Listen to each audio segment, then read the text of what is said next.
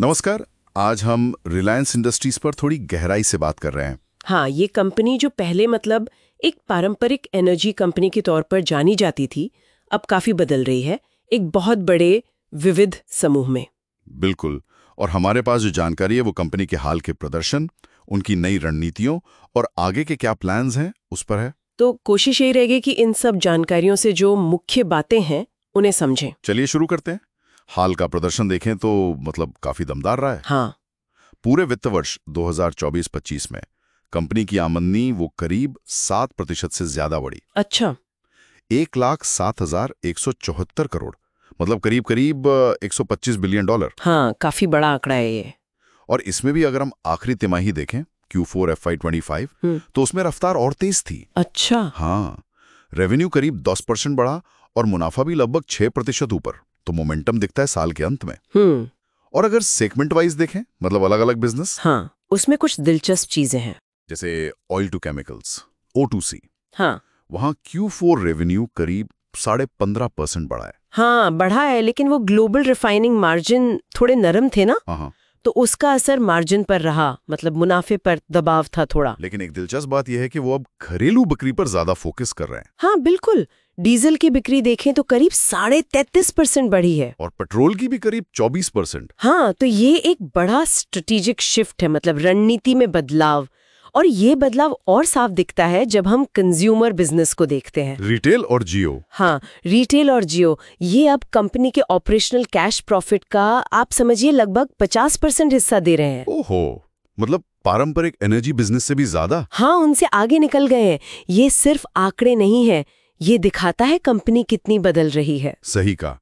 और रिलायंस रिटेल को ही लें, Q4 में रेवेन्यू करीब 15.6% ऊपर और पूरे साल में फिस्कल ईयर 2025 में करीब 2,659 नए स्टोर खोले। यानी जियो वहां भी ग्रोथ जबरदस्त है। हाँ, Q4 रेवेन्यू करीब 17.8% बढ़ा है। हाँ जी, और ARPU हर ग्राहक से औसत कमाई वो भी बढ़कर 206 रुपए 2 पैसे हो गई है। अच्छा। और ग्राहक कितने? करीब 488 मिलियन। ये दिखाता है कि जियो की पकड़ कितनी मजबूत है मार्केट में। तो ये सब देखते हुए भविष्य कैसा लग रहा है, अगले साल FY 2026 के लिए? जानकार तो काफी उम्मीद लगा रहे हैं। जैसे बर्नस्टीन रिसर्च का अनुमान है कि EBITDA ग्रोथ करीब 19% हो सकती है। 19%? ये तो काफी मजबूत है। वजह क्या बता रहे हैं? वही जियो के टैरिफ बढ़ने की उम्मीद, रिटेल के मार्जिन में रिकवरी और रिफाइनिंग मार्जिन शायद बेहतर होंगे। अच्छा। और हाँ, एक और अहम बात है कैपेक्स की, कैपिटल एक्सपेंडिचर। हाँ, वो जो भारी भरकम निवेश चल रहा था पिछले कुछ सालों से। हाँ, वो दौर अब थोड़ा धीमा पड़ रहा है। तो अब फोकस कैश फ्लो पर ज्यादा होगा। जो पैसा लगाया था 5G में, रिटेल में, एनर्जी में। हाँ, उन सब का अब फल मिलने का समय आ रहा है, ऐसा कह सकते हैं। और यहाँ एक बहुत ही दिलचस्प चीज हो रही है, नई ऊर्जा, ग्रीन एनर्जी। हाँ, ये बहुत बड़ा दाव है। जामनगर में जो ग्रीन एनर्जी गीगा कॉम्प्लेक्स बन रहा है। निवेश कितना है इसमें? 75,000 करोड़। करीब $10 बिलियन। हाँ, बहुत बड़ा निवेश है।